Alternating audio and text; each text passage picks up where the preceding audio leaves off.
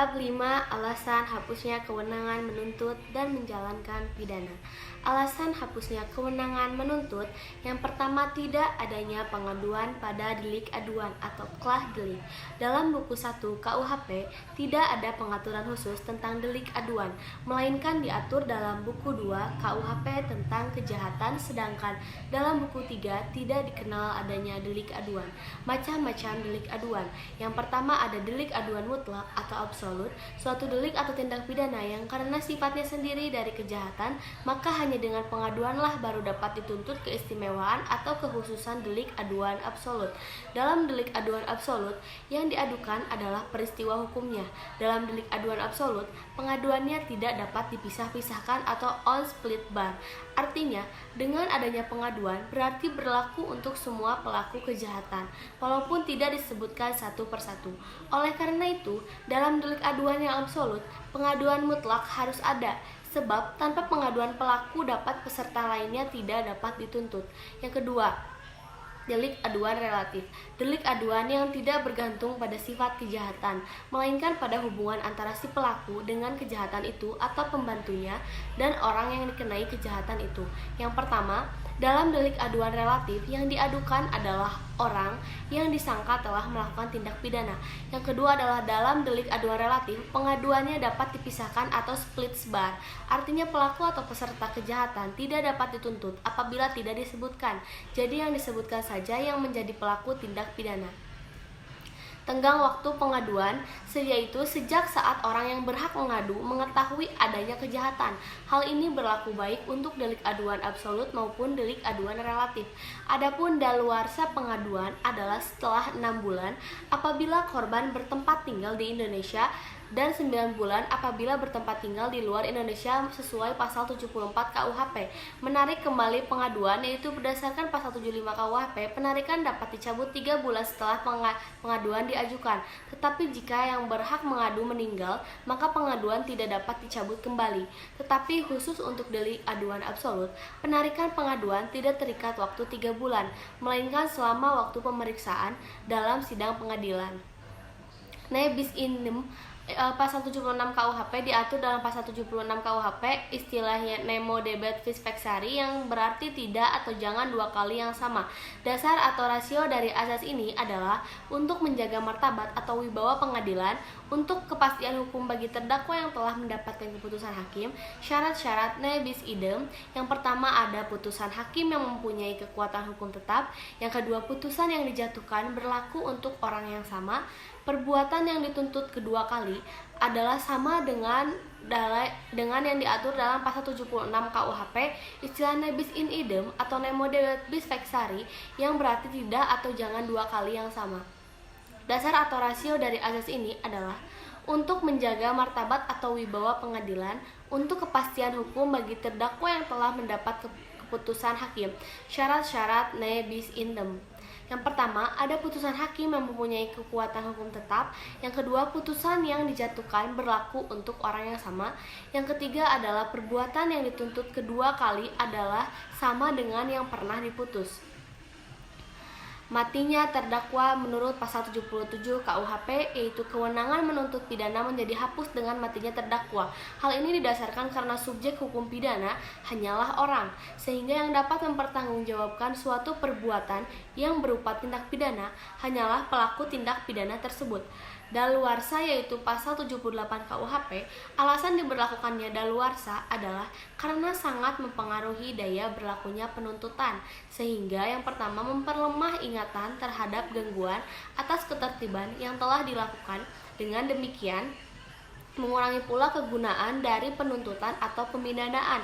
Yang kedua, menyulitkan pembuktian karenanya memperkecil kemungkinan akan berhasilnya penuntutan.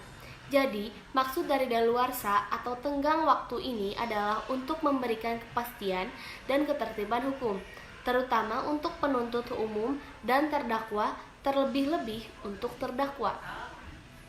Batas waktu daluarsa menurut pasal 78 KUHP, yang pertama, Untuk semua kejahatan dan pelanggaran yang dilakukan dengan percetakan adalah 1 tahun. Yang kedua, untuk kejahatan yang diancaman hukuman denda, kurungan atau pidana penjara paling lama 3 tahun. Daluarsanya adalah sesudah 6 tahun. 3. Untuk kejahatan yang ancaman hukumannya pidana penjara lebih dari 3 tahun, daluarsanya adalah sesudah 12 tahun. Sedangkan untuk kejahatan yang diancaman pidana mati atau seumur hidup adalah daluarsanya adalah sesudah 18 tahun. Alasan atau dasar pertimbangan waktu daluarsa yang pertama adalah tersangka atau terdakwa yang melarikan diri harus lebih lama dikeluarkan dari penjara dibandingkan orang yang benar-benar menjalankan hukuman. Yang kedua, ingatan orang terhadap kejahatan-kejahatan yang lebih berat akan lama hilangnya. Yang ketiga, kemungkinan untuk memperoleh barang bukti semakin berkurang sehingga sukar untuk dikumpulkan karena hilang, rusak, dan sebagainya. Yang keempat, memberikan rasa kepastian hukum kepada masyarakat. Penentuan tenggang daluarsa.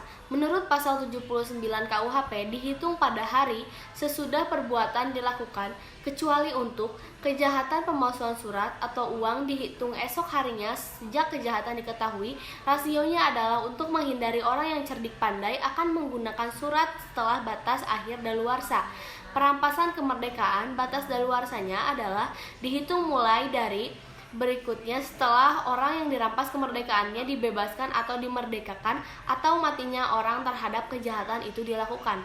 Rasionya adalah apabila tidak ditentukan batas daluarsanya, dikhawatirkan akan habis waktunya sebelum kejahatan diketahui.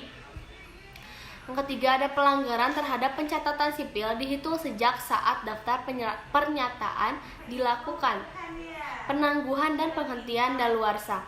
Penangguhan daluarsa atau Schorsing van de Verjaring atau penghentian untuk sementara waktu tenggang daluarsa. Apabila penundaan dicabut, maka tenggang waktu berjalan lagi dan waktu sebelum penundaan tetap dihitung sesuai dengan pasal 81 KUHP. Penghentian daluarsa atau Stuiting van de Verjaring atau dibatalkannya tenggang daluarsa yang telah berjalan. Setelah penghentian, maka dimulailah tenggang daluarsa yang baru. Tindakan penangguhan dan penghentian daluarsa ini terjadi karena adanya perselisihan yang sifatnya bukan hukum pidana, tetapi dapat mempengaruhi putusan hakim pidana. Penyelesaian di luar beracara atau afdoining buiten proses sesuai pasal 82, afdoining buiten proses atau afkof atau tebusan. Hal ini hanya berlaku untuk perkara pelanggaran saja, yaitu terhadap perkara-perkara pelanggaran yang diancam denda saja. Maksimum denda harus dibayar, diperlukan kuasa dari pejabat yang ditunjuk undang-undang. Afkup ini sifatnya sukarela dan harus inisiatif terdakwa sendiri. Tidak berlaku untuk tersangka yang berumur di bawah 16 tahun atau anak-anak. Selain afkup, dikenal juga adanya lembaga seeking atau denda damai yang berlaku terhadap pelanggaran dalam TPE atau TP fiskal. Asas ini merupakan kewenangan JPU dengan dasar asas opportunity atau demi kepentingan umum. Adanya abolisi dan amnesti diatur di luar KUHP. Abolisi meniadakan wewenang dari jaksa untuk menuntut hukuman, sedangkan amnesti yaitu wewenang yang lebih luas, yaitu meniadakan wewenang untuk menuntut dan menjalankan eksekusi baik sebelum ataupun sesudah eksekusi. Perbedaan abolisi dan amnesti. Abolisi hanya menggugurkan penuntutan terhadap mereka yang belum dihukum, sedangkan amnesti yaitu menghentikan penuntutan dan menjalankan pidana. Semua akibat hukum sebelum dan sesudah tuntutan dihapuskan. Dalam memberikan abolisi dan amnesti, Presiden diberi kuasa undang-undang, artinya Presiden tidak perlu meminta persetujuan DPR. Alasan gugurnya hak untuk melaksanakan hukuman. Dalam KUHP yang pertama, matinya terpidana sesuai pasal 83, daluarsa sesuai pasal 84 sampai 85. Di luar KUHP yaitu ada amnesti, lalu ada grasi. Daluarsa menjalankan pidana hapus apabila 2 tahun mengenai semua tindak pidana pelanggaran, 5 tahun mengenai kejahatan yang dilakukan percetakan, ditambah sepertiga dari lamanya tenggang daluarsa bagi kejahatan-kejahatan lainnya. Pidana mati tidak ada daluarsanya. Daluarsa menjalankan pidana dihitung esok hari setelah putusan hakim atau vonis dijatuhkan. Jika terhukum melarikan diri selama masa hukuman, maka esok harinya setelah melarikan diri mulai berlaku tenggang daluarsa baru. Tenggang daluarsa tertunda selama menjalankan pidana dan selama terhukum dirampas kemerdekaannya apabila berhubungan dengan tenggang penghukuman lain.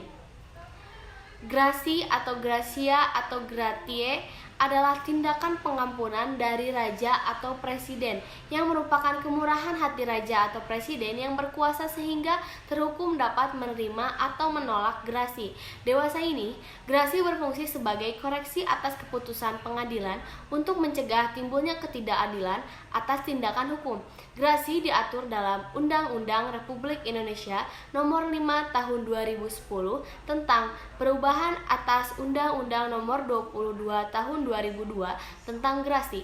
Tujuan grasi adalah sebagai koreksi atas keputusan pengadilan dapat dilakukan oleh terhukum atau hakim karena jabatannya apabila dalam menjatuhkan putusan terdapat kesalahan atau kehilafan. Yang dimaksud kesalahan atau kehilafan adalah apabila hakim salah menerapkan atau menafsirkan peraturan terhadap suatu tindak pidana